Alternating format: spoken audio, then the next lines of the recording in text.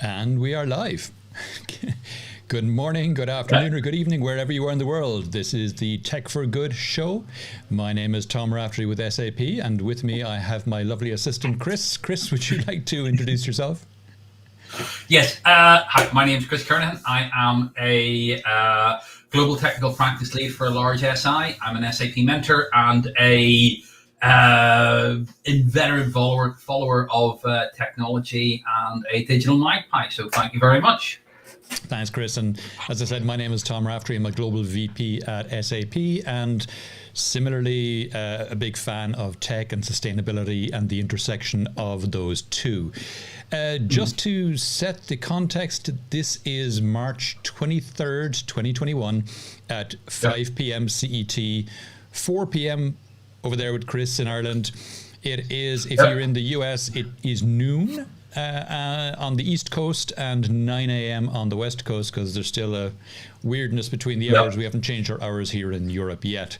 So if you are watching at any time and it's not that and you're wondering what's he talking about, you may be watching a recording of this show. This has happened a number of times and I'm really sorry about it, but LinkedIn seems to send out notifications to people that the show is starting hours and days after it has started. So 23rd of March, 5 p.m. CET. Okay, with that out of the way, we have some very cool stories for you this week, and also a couple of whimsical, humorous ones that I threw in because I thought it would be nice and a little bit different. So with that, we shall go into Anton is there. Anton, I threw in one of the stories that Anton sent me this week as well. We'll get to that in a while. Thanks for joining us. Can I guess which one it is? Go on. I don't know. I'll go through and I'll guess. I'll guess as we go through. Okay. I don't think you'll get it. I'll play my Joker. I don't think you'll get it. I think it's unlikely. All right. So first up, we have a couple of space stories, and the very first one is this tweet that came out from the NASA Perseverance rover.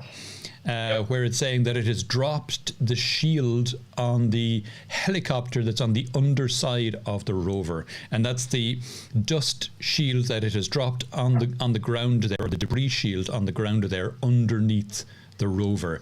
And if you go into that tweet, there's actually a couple of tweets before it, where they show the deployment of the helicopter in test mode before it took off, so you can see actually how it works, or how it will work, because it's just dropped the debris shield now. It'll take still a couple of days while they maneuver it into position, where they decide where they're going to have it take off from, go there, then maneuver it into position, then back away, and then have it to take off. So I'm not sure exactly when it's going to take off, but I think it's going to be either late this week or early next week. NASA probably know already, and if I follow the story a little more closely, I might know too. But at least I love this. I love the fact that they're taking off soon. I know. It just blows my mind. My kids are. This is absolutely going to blow their mind to think about. The first time that something has been flown in a different atmosphere, it's never been done before. I know, it's mad. That is absolute history, and to think that it's we both have drones, and the kids have flown the drones, and to sit and say somebody has done the same thing that you're doing, but on a different planet. On a different planet, yeah, it's mad. That if nothing else inspires them, that has to be something. Yeah. Absolutely has to be something. You mentioned how we both have drones. My most recent drone is the DJI FPV, and that is absolutely mad, because you put on this headset and you are looking through the front camera of the drone. Now that's not possible for the guy who's piloting nominally the one on Mars, because of the time it takes for the signal to get there and back. But can you imagine? I mean, wow, how insane would that be? I know. And we have Bartosz saying hi from Poland. Hi Poland. Hi Bartosz. Hope I'm pronouncing your name okay. Anton says I can find more in his Flipboard. That's cool. Simon is saying, if I ask and you reply, we must be alive. There we go. Good man, Simon. Yep. And we can ask a couple of questions too, and you can answer us, as I think you did last week, if I remember correctly. And Peter's back. Peter, I think you missed us live last week, Peter. Good to have you on board. So back to the stories. The next one, as I said, is a bit whimsical, but I thought it was funny, so I said I'd throw it in anyway. And it's a tweet from Elon Musk where he says, "This is the strongest argument against aliens. The graph on the left is the graph of camera resolution over the last number of decades. The graph on the right is the chart of UFO picture resolution over the same number of decades." So I thought that was quite funny. I mean, you know, it's not to be taken seriously. It's obviously meant in humor, but I thought it was quite funny. Personally, I would be amazed if we are the only species in the universe, the only planet with life in the universe. So now whether they've ever made it here in UFOs is a completely different question, I guess. I think you're on mute there, Chris. Come back. There it is. Yes. Sorry. Somebody opened the door there.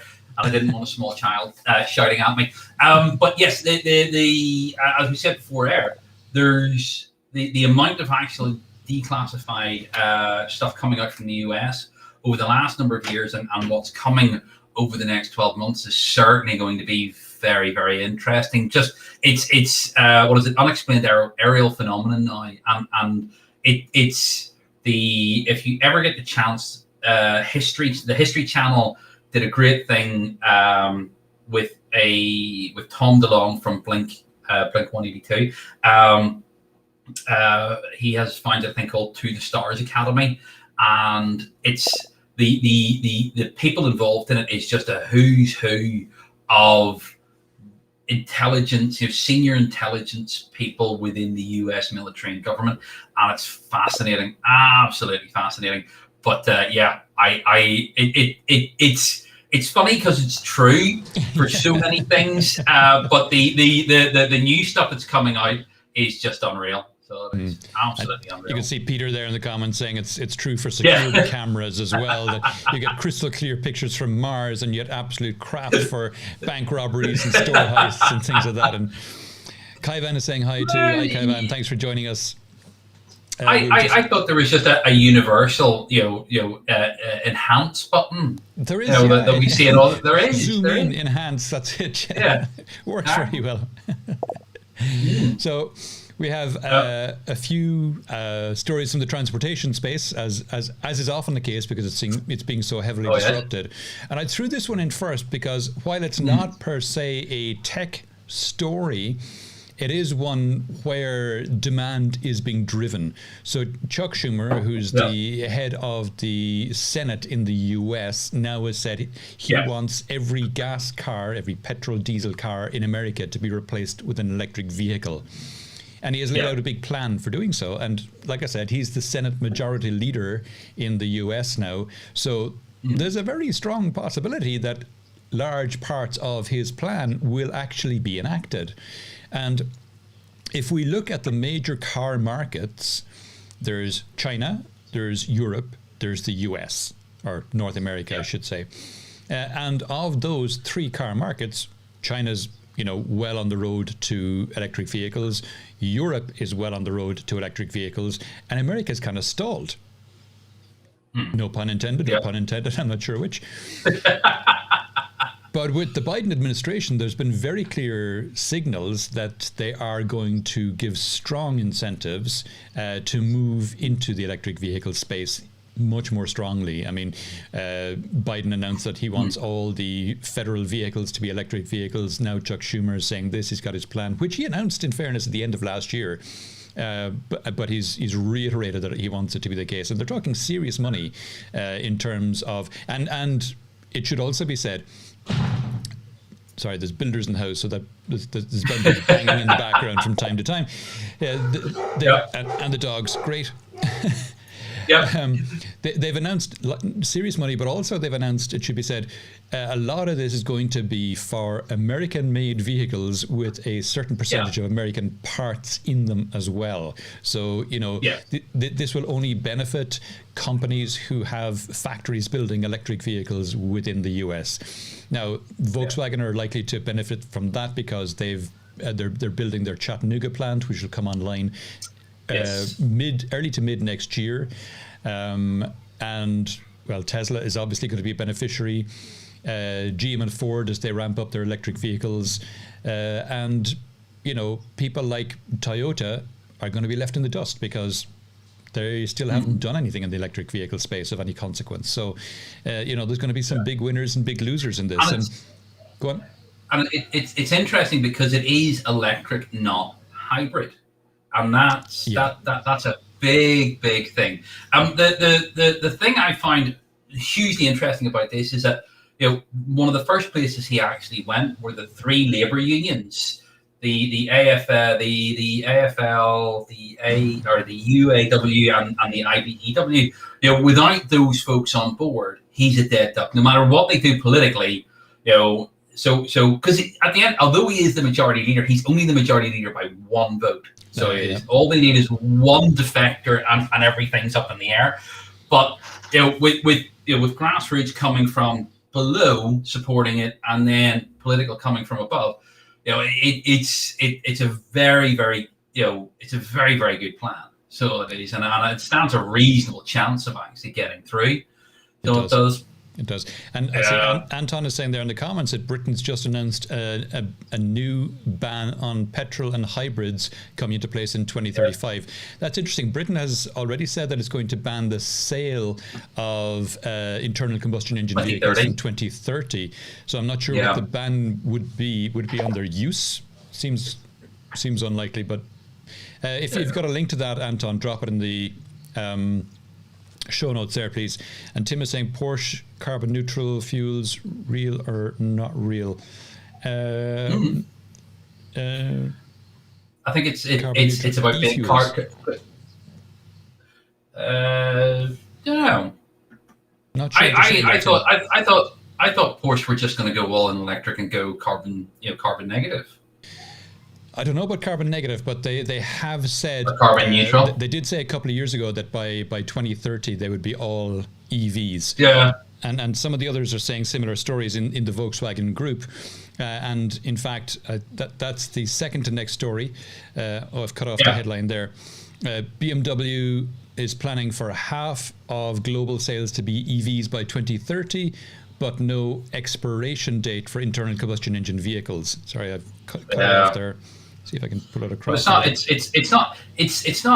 The expiration date for internal combustion engine vehicles is one thing, but it's the research and development of the new engines. We've seen VW saying no more. We're just going to sweat and incrementally update the engines in line with the European emission 7 standards is coming out. Emission 7. But that's effectively an expiration date where they say we're not going to develop a new engine. Well, BMW they haven't said that yet, and that's the kicker. What's fascinating as well is to watch what's happening in the lobbying, because Tesla are lobbying for taxes on increased taxes on petrol and diesel, and then. Most of the car manufacturers are lobbying against the Euro 7 emissions, but Volkswagen are lobbying in favor of it. Volkswagen are lobbying in favor of it because they know they've got a competitive advantage. So if that gets passed, they're in clover, as it were, because to your point, they've announced.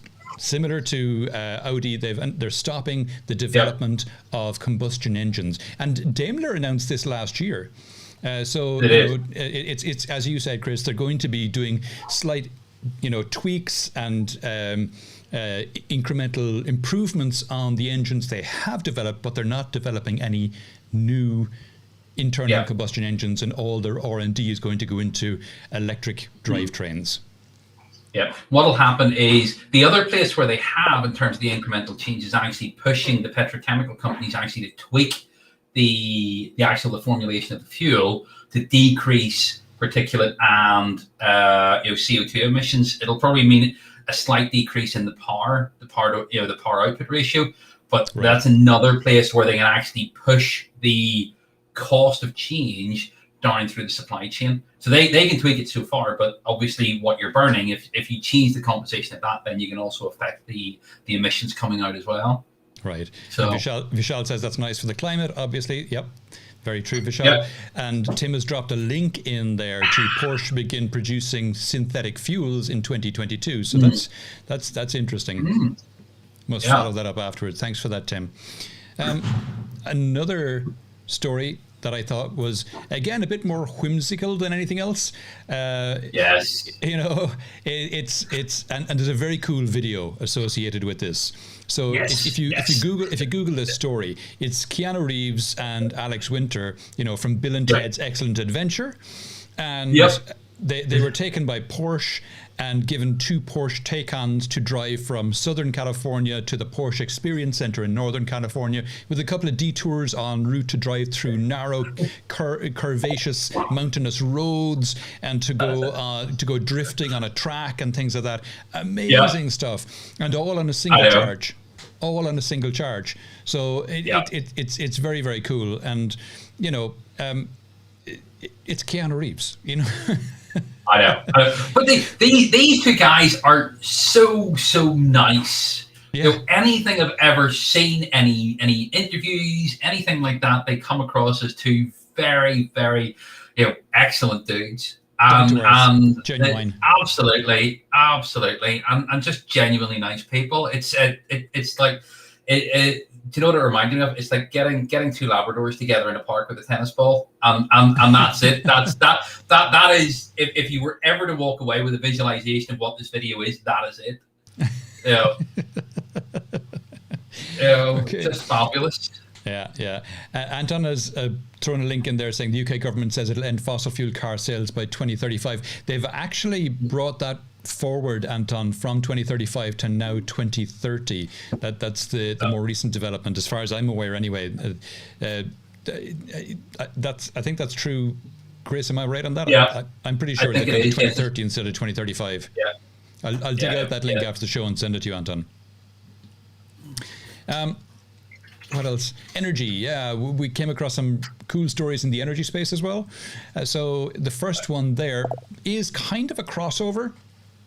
Yeah. So it's both transport, automotive, and energy, and it harks back to the Power Day announcement that VW had last week. VW talked about doing bidirectional charging, so that the chargers they sell with their vehicles would be capable of taking in power as well as giving power to the car, and the cars themselves would be capable of giving out power as well as taking in power. So this means, of course, if you have a car full of power and the electricity goes out in your house, you can plug the car into the house and power your house from the car. Now, how feasible is that? Well, as long as the charger and the car are capable of giving the power out, technically that's completely feasible. How long would it last? Well, the likes of a Tesla Powerwall battery, which is rated to power houses for 2-3 days, depending on where your house is and how much electricity you consume, that's 14.4 kilowatt hours. The Volkswagen ID4 is 80 kilowatt hours. So, right there, you're talking easy powerhouse. But there's another couple of interesting use cases that this story brings up. And I thought one of them was very cool. It was the idea that there's lots of places still today that you can go to, plug your car in, and get a free charge. Yes. So, go along to your local Lidl or, your local shopping center or whatever it is, fill up your car, bring it home, plug it in, and sell the electricity back to the grid. You're not going to get rich doing it, by any manner of means. You're not going to get rich doing it, but it was one of the use cases that they talked about there. That is cool. That is pretty cool. So it is. But the next one is actually the one that I love the most, which is disaster relief. Yeah. Very true. That's a real, very real, real world use case for it. As Chris said, for using it in disaster relief. So you rock up in an electric Hummer or an electric, none of these exist yet. They're not being sold yet. The Ford F-150 electric, the Hummer, the Cybertruck. Volkswagen haven't announced a truck of that size in electric yet, and they're the ones doing bidirectional. But if any of the others could do it, you could rock up in a disaster when the power's out, just plug the car into whatever and power everything from there. So, those kind of things as well. Simon saying Alex Winter's Zappa movie documentary is excellent. I haven't seen that. I haven't seen that. Okay, must watch out for that. But it's not just disaster. It's even just accident. Having the ability to provide power for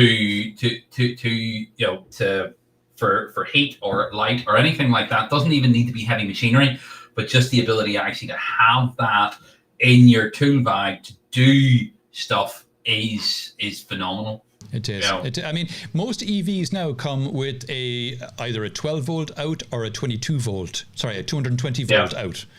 So right away you can power tools from your car. So that's pretty amazing. Let's see. Peter saying, "Shoot, sorry, I have to run off." Okay. Back before we finish. Okay, well, we'll see you, Peter, or catch us in the replay. Clement, hi Tom. But it's great. Sorry, go on. I'm just saying, the Clement saying happy to join us today. Yes. And that power travel is not science fiction. Yeah, we'll see it as soon as a lifetime. Very, very true. Yeah. But the microgrid stuff is still massively important. It's when you start to go to disparate communities that perhaps are not as well connected. When you have the renewables, and then you have the battery storage that's actually, rather than just being stuck on a wall, that's actually useful. You do have that resilience within the grid, and it is really cool, really cool. But the other bit is that they're doing it. The pilot program about halfway down the article.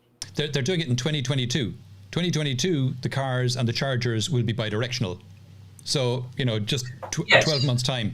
And you could imagine, for example, a fleet purchaser, someone who's buying a fleet of VW vehicles for their sales staff or for their service staff or for whomever. They've got a virtual power plant there. They can start selling energy back to the grid. So it can become fleets are normally cost centers for organizations. This allows a fleet to become a profit center. This completely changes the economics of fleet transportation. It's go on. Imagine that, because so we're not going back to the office in any major way, for many people. But imagine if you because as more people go to the office, the more power you actually consume. But if you drive your vehicle and you plug it in, for everybody that comes, they're now offsetting what they're pulling down. And as more people arrive, then the power actually for the building then goes up. The power draw, or the power reserve that the building can then draw off will actually increase. And that's cool. So that's pretty cool. So if you've got one person and one vehicle, that's fine. You get two people, two vehicles, and then the available power actually goes up. Yeah. I think the bidirectional stuff was probably the most underrated part of the VW Power Day last week. Yeah. Anyway, we'll keep going. I thought this was a cool one. The only nuclear power plant in Iowa has been decommissioned, and it's now going to be turned into a solar farm. And of course, this makes huge sense. Yes.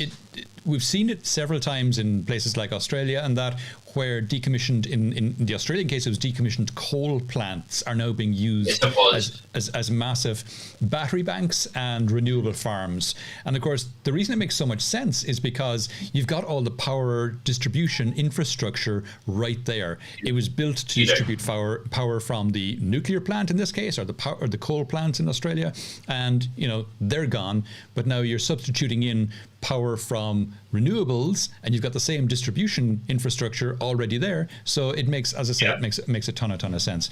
In this case, you're talking about, I think, 630 or so megawatts of power coming from that solar plant. Yes, was it? Yes, 690 megawatt. 690. And about 60 megawatt hours of storage or something like that, which is very little, considering they've got that much power. Go on.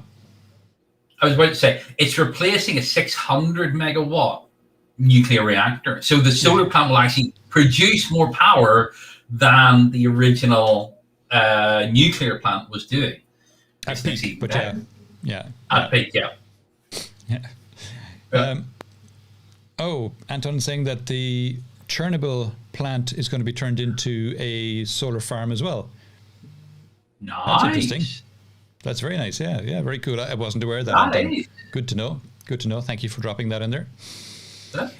Tasmania has declared itself 100% powered by renewable electricity. So, we've heard of places like Iceland and Costa Rica and places like that are 100% renewable. Now, Tasmania is as well. And I mentioned it before a couple of times, but they have a stated aim of going to 200% from renewable electricity. Yep. And I think that's phenomenal. Because they have a stated aim of not, lots of countries have stated aims of going 100% renewable. Not enough. They've gone there and they've said, we're actually going 200 and we're going to export. And I mean, that's what countries should be doing. Countries should be saying, this stuff is cheap to deploy. It's quick to deploy. There's very little environmental concerns with it. We can deploy shed loads of it, sell it, and make a profit on the excess. I don't know how more countries are not doing that and being that ambitious. Part of it is to do with stranded assets, I have to think. John Roach is asking, how far away are we from solar-powered rechargeable cars that do not require stopping at charging centres? Very far, if ever. It depends, John, on how much you drive the car. Obviously, because so I've got a 5 kilowatt solar array on my roof. Just to bring this down to brass tacks, 5 kilowatt solar array on my roof, John. That's 18 large solar panels. I think they're like 1 meter by 1.5 meters or 1 meter by 2 meters, thereabouts each. And I've got 18 of them. And that's 5 kilowatts. Now, the current car I drive is a 40 kilowatt hour Nissan Leaf. So that's 8 hours of charge from those 18 panels to fill the battery from 0 to 100. And that's a 40 kilowatt hour battery, which is a small one. The ID4 that I've ordered is an 80 kilowatt hour battery. So you're talking twice that. So and that's more standard. The modern electric vehicles now that are coming out are typically in the kind of 60 to 80 or higher range. So trying to fill them from solar panels on a car, unless there's a radical change in the solar panel efficiency, by orders of magnitude, then that's not a runner. That's not a runner. Now, the other thing is, requiring stopping at charging centers isn't a thing, really, per se. The car that I have, as I said, is a 40 kilowatt hour car, which gives me about 200 kilometers of range, 250, depending on how you drive it. I've stopped at fast chargers in the almost 3 years I've had the car. I've stopped at fast chargers to charge maybe 3 or 4 times in total. The rest of the time I charge it at home. So I wake up in the morning, the battery's full, I don't need to charge it. I don't need to, and that's the typical pattern of people who own EVs. You charge it at home. You only stop at fast chargers on a route somewhere if you are going on a long journey. Now, the more modern electric vehicles have the ability to take in charge at high speed. So the ID4 that I've ordered, as I said, it's got an 80 kilowatt hour battery. It can take in electricity at 125 kilowatts. So it can go from 5% charge to 80% charge in about 38 minutes. So if I'm after driving, and it's got a range of 400 kilometers. So if I'm after driving, let's say 350 kilometers, a 38-minute stop is not unreasonable. I wouldn't mind going in, having a meal, having a bit of a rest, and going back out to the car, finding it 80% full, and letting myself drive for another 400 or 300 kilometers, say. So I think the question you're asking, John, there is, I don't think it's a real concern, frankly. We'll keep going. Yeah. Oh gosh. Okay, this is the. I've really positioned this badly today for some reason. I should have gone through this. Poor preparation on my part, and now we've made it shrink. Great. Okay, this is the story that Anton sent, by the way. I know. I thought it was going to be I thought it was the nuclear power plant. So sorry. I like this one. I like this one because it's this is Seville, a place very close to your heart, Tom. True, where I live, indeed. And how you're using oranges to create fuel for making electricity. Yeah. And that is actually pretty cool, because what is it? It's half the crop goes to the UK to be made into marmalade, and then the rest doesn't. But it's the tree, because you've so many trees, the blossoms smell amazing, and I do remember it well. But the fruit itself is a pain because the trees are on municipal land out in the streets and things like that. So when the fruit falls, unless it gets picked, it just stays there. So yeah. Now, I had actually come across this story myself a week or two ago in the Spanish press, but hadn't thought much about it because it was local. It was only when Anton pointed it out to me that he had seen it on this other site that I realized, okay, maybe I should drop it in.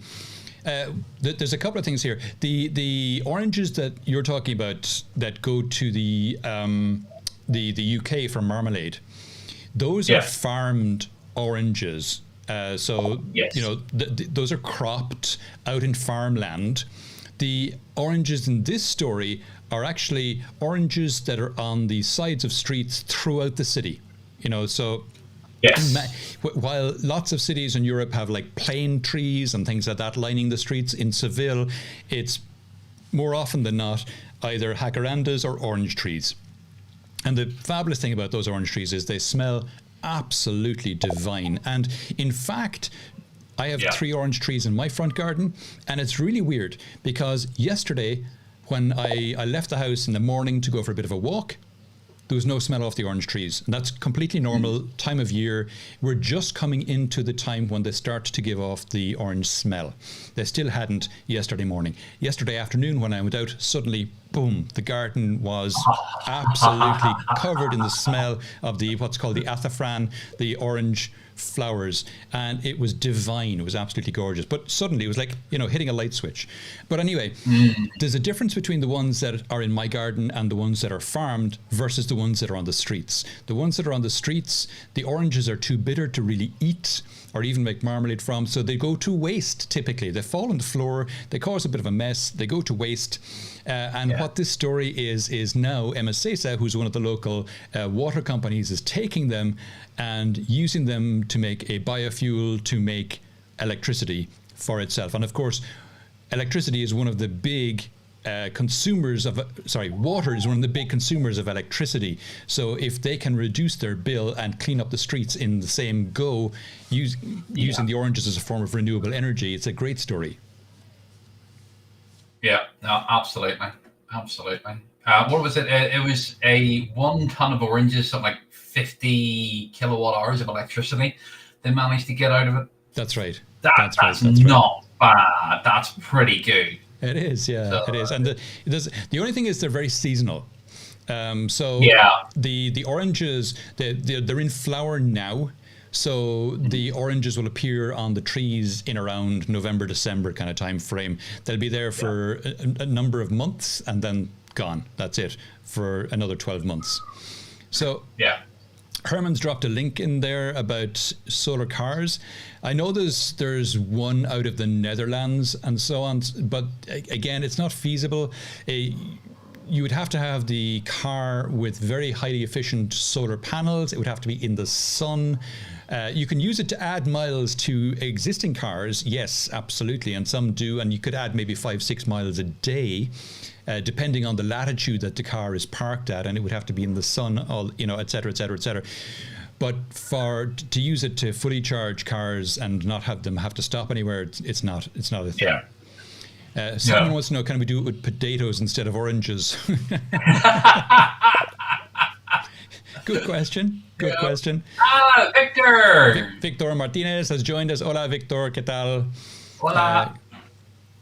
So, and yeah, Anton is saying, closing the loop, no more waste, just biogas. Yeah, no, very good, very true. That can be done with other things, not just oranges, obviously, anything like that. So, health. Story from the health area, and I thought this was a cool one. The scientists behind the Pfizer-BioNTech vaccine, the mRNA vaccine, have said that we're only a couple of years away from using it to give a vaccination against certain types of cancer. Now, I mean... I know. Well, they... Sorry, go on. No, it's just that. I mean, the things that are going to come out of this mRNA technology are incredible. We've already mentioned on the show before vaccinations against the likes of malaria. What else was there? There was another one or two as well. But now they're talking cancers as well. Now, it's not all cancers, obviously, and they don't go into much detail in the article about which types of cancer. But, the fact that it can be used to solve at least some forms of cancer is just incredible. And, he says within a couple of years. So, this is, like I said, and I'll say it again, I need a sound effect for that. I know. It is fascinating. So it is. We've already had some stuff, with the HPV vaccine for ovarian cancer. I can't quite remember, but any this will take on different types of disease processes, cancer processes, and it is just absolutely phenomenal. It's something that's close to my heart. I lost my mother to cancer, over 10 years ago. But this is just phenomenal. So it is absolutely phenomenal. So yeah, fair play, and I'll be looking forward to seeing it, and hopefully not needing it, but knowing that it's there would be very, very, very cool. Absolutely. So yeah. And Victor's asking, have you done this joke of letting someone taste those delicious oranges? He's talking about the oranges on the streets in Seville.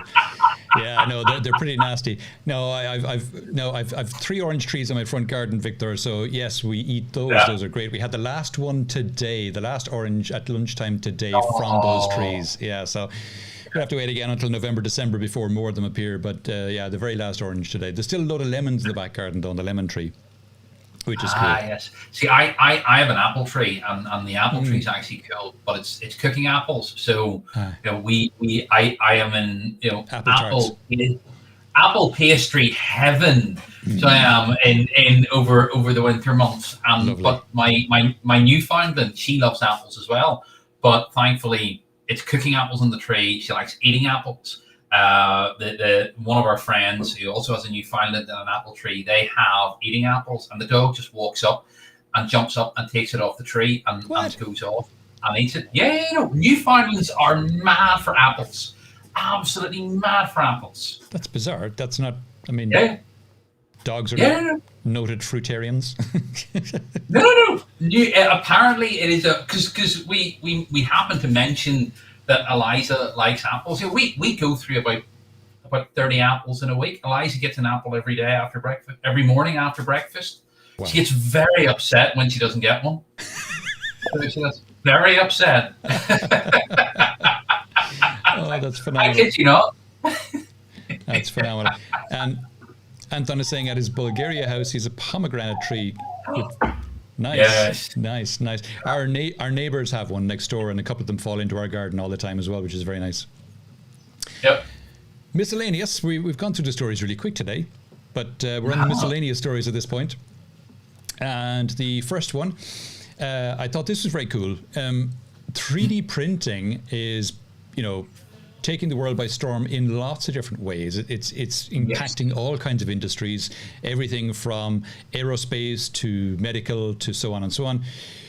And now we're seeing as well 3D printed houses. And, it's been, you've been hearing about this, here and there. And, every so often viral videos get sent out with a house being 3D printed in 24 hours kind of thing. But this is a full 3D printed neighborhood that's being built in California. No, I say a full neighborhood. It's 15 houses. How full a neighborhood is that? But still, and you can choose the size, and you can choose the kind of amenities that come with it.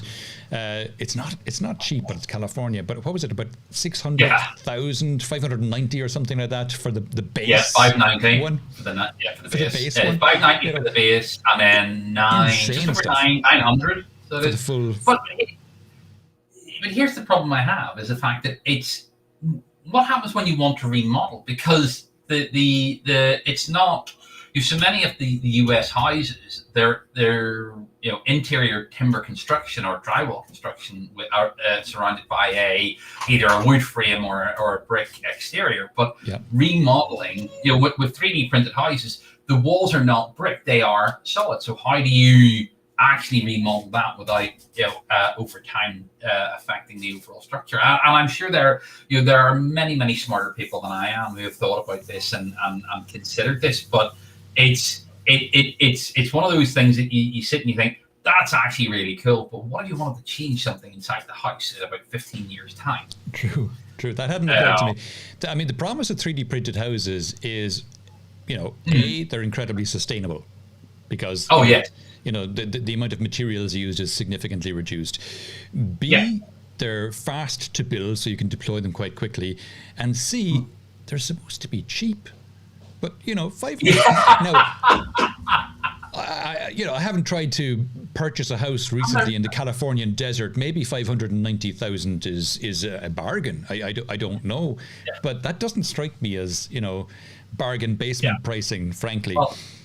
Well, hold on. So the other thing is that's a 1,500 square foot house. My house at the moment is 2,200 square feet. So it is. So I would be more than doubling my mortgage. Granted, I'd be living in California for a smaller house. Mm. So in that case, but it's what is it? $595 for a 2-bedroom, 2-bathroom. So or a 3-bedroom, 2-bathroom, and at sort of.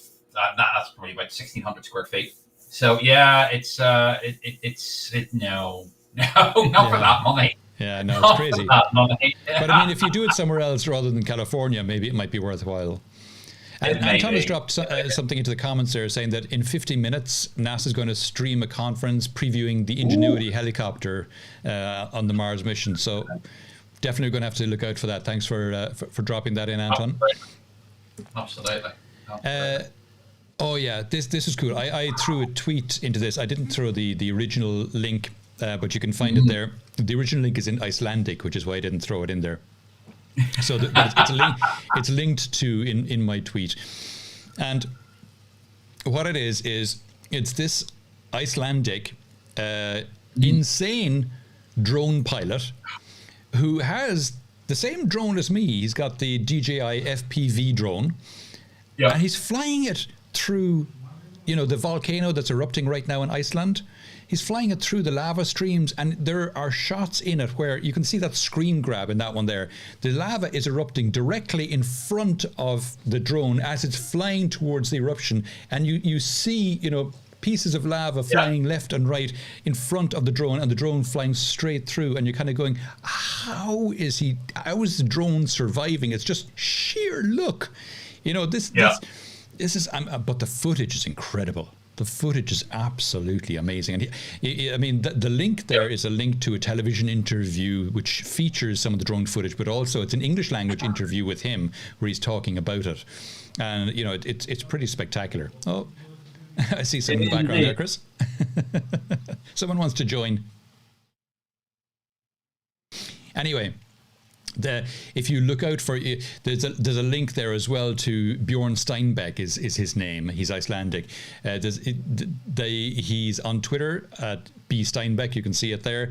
And the B Steinbeck is also his Instagram account where he has several of the videos. His Twitter account up until recently has been very dormant.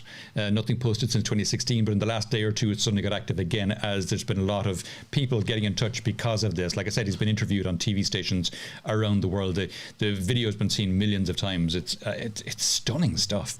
You know, and I mean, that speaks to the utility of drones, not just for, you know, getting cool shots of volcanoes, but also in things like search and rescue and, you know, spotting Very things much. that, you know, you couldn't put a helicopter in there and get that kind of footage, not in a million years. Well, even just the scientific research data that you could actually get from that, as you said, you know, you couldn't put a helicopter in that situation, but you can put a drone in that situation. Yeah. And think of the data you're actually getting back from that. Yeah. You know, gas analysis, temperature analysis, all that sort of stuff is just, you know, unbelievable with a level of granularity you probably are not going to get from satellite. And so this is my Plume air quality sensor. You know, it's a personal air quality sensor. I bought it a couple of years ago. Very, very cool. It's got a USB thing there, so you just power it off USB, plug it in. It lasts for 24 hours. It measures 5 different air quality metrics. You know, it measures NOx, VOCs, PM10, PM2.5, and PM1. It measures once a minute. It syncs with your phone, so you got GPS as well as time. Nice. And you've got those measurements, and it has an app on the phone so you can do mapping. Put one of those on a drone and fly it around. You know, suddenly. Interesting. You know? Yes. So you that's an interesting data set. You know, and that's not a heavy device. I don't know how many grams it is, but it's not. Whoops, gone off camera. Not a heavy device. You know, and it's got a little belt loop on it there. So, you know, entirely feasible. It's a little pet project I might try over Easter or something like that. Oh, yeah. No, that would definitely be very cool. Very cool. Anyway, finally, last one. And as always, this is a link to a live stream. So, getting a bit of a plug in here. We're doing these designed to operate live streams every second Wednesday, and you know, I did one last week with Till Dengle that was designed to operate on logistics. It was, you know, logistics as a critical part of a resilient, sustainable supply chain. That's how they all go. They're all X as a critical part of a resilient, sustainable supply chain. There was planning, there was manufacturing, logistics. This next one, which is coming up, should be next Wednesday, but next Wednesday is Easter week, and I'm off. I'm taking Easter week off in its entirety. So we won't have a live stream next week. So sorry about that, folks. No live stream this time next week for this show. And there won't be a Design to Operate Live next Wednesday as it should have been, but it'll be the following Wednesday. You can see the date there, 7th of April, 2021, 8 o'clock PST, 5 CET, and it's about operations as a critical part of resilient, sustainable supply chain. So if anyone's interested in that, do feel free to come along and join in. These Design to Operate Live series of live streams are generating incredible engagement. We're getting, you know, 600 to 800 people joining. We're getting loads of comments and questions during it, so it's great fun, loads of engagement. We typically show up with 15 to 20 minutes worth of content, and the show stretches to the full hour because we get so much engagement, people asking questions. So do feel free to come along. It will be on. I will also drop a link into my tomraftery.com site. I haven't created that yet, but I will, and I'll make a short link there, and I'll I'll mention that in the podcasts, in the supply chain podcasts, so you'll have a link to it there as well. Okay, I think that's it. Chris, we finished a little early today. I think it is, yes. It's not like us. We'll give people some time back. So time to get a coffee. Yeah. Have a great rest of your week, folks. Yes. Thank you so much for your interest, your engagement, and yeah, we won't see you same time, same bat channel next week. We'll see you back here in 2 weeks' time. 2 weeks. So yes. Thank you, everyone. Excellent. Have a great rest of Thank your you very week, much. and we'll see you back here in 2 weeks.